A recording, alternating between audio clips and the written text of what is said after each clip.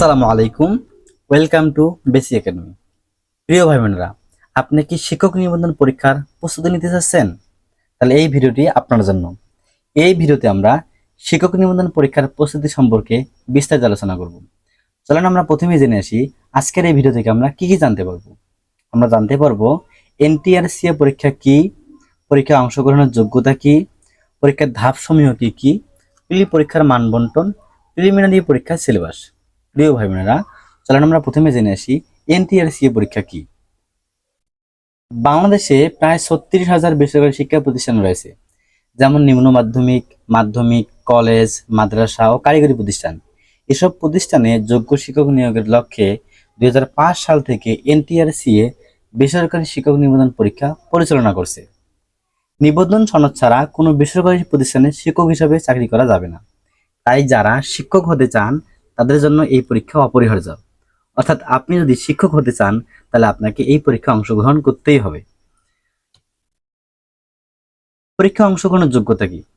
পরীক্ষাটা সাধারণত 3টা পর্যায়ে হয়ে থাকে: কলেজ পর্যায়ে, স্কুল পর্যায়ে, স্কুল পর্যায়ে 2। আপনি যদি কলেজ পর্যায়ে আবেদন করতে চান তাহলে আপনাকে স্নাতক বা কামিল পাস করতে হবে। আপনি যদি স্কুল পর্যায়ে আবেদন করতে চান তাহলে আপনাকে স্নাতক ডিগ্রি থাকতে হবে অথবা ফাজিল পাস করতে হবে। আর আপনি যদি স্কুল পর্যায়ে 2তে আবেদন করতে চান তাহলে আপনার এইচএসসি অথবা আলিম পাস করতে হবে। অর্থাৎ আপনি এইচএসসি বা আলিম পাস করলেই স্কুল পর্যায়ে 2 আবেদন করতে পারবেন।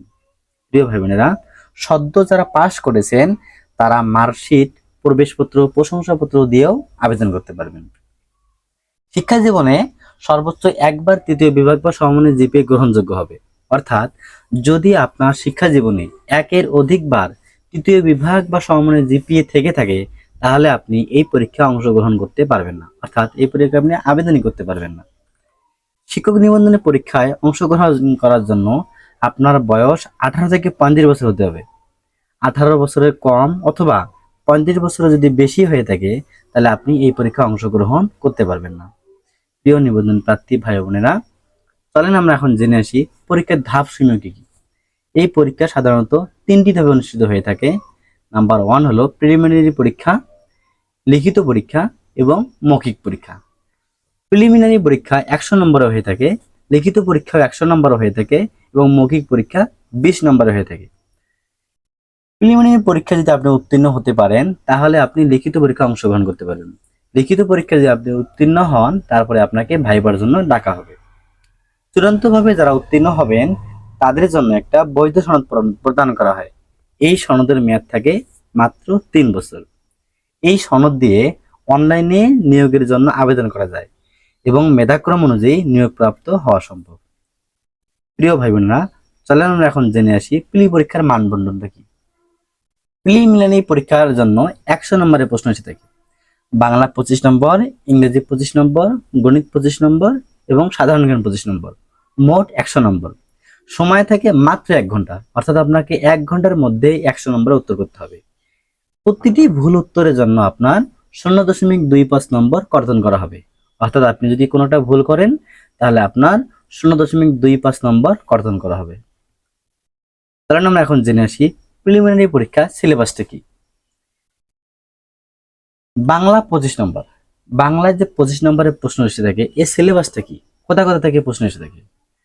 ভাষা রীতি ও বিরাম চিহ্ন, বাগধারা ও বাগবিধি, ভুল সংশোধন, যথার্থ অনুবাদ, সন্ধি, কারক, সমাস, প্রকৃতি ও প্রত্যয়, সমার্থক ও বিপরীত শব্দ, বাক্য সংকোচন ও লিঙ্গ পরিবর্তন। অর্থাৎ আপনি যদি এই টপিকগুলো ভালো করে পড়েন তাহলে আপনার বাংলার 25 নম্বরের প্রস্তুতি হয়ে যাবে ইনশাআল্লাহ।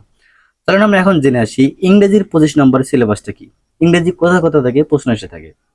Completing sentence, translation from Bangla to English, sense of parts of speech, right forms of verb, fill in the blanks with appropriate word, transformation of sentence, synonym and antonyms, idiom and phrase। College পর্যায়ে article, preposition, errors in composition থেকে প্রশ্ন এসে থাকে।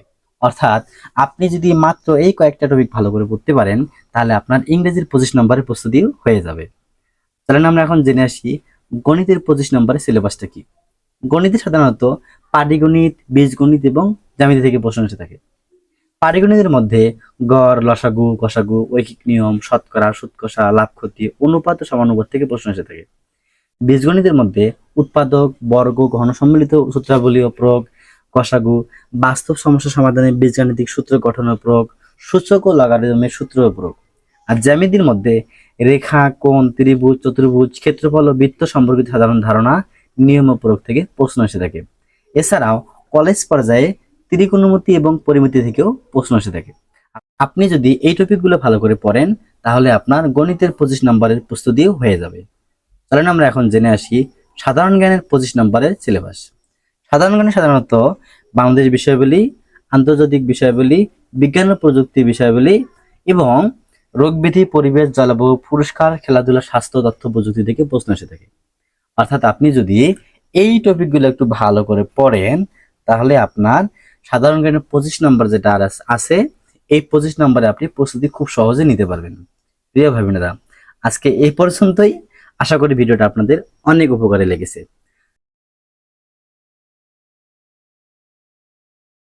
পরিশেষে basic একাডেমির পক্ষ থেকে আপনার জন্য রইল শুভকামনা।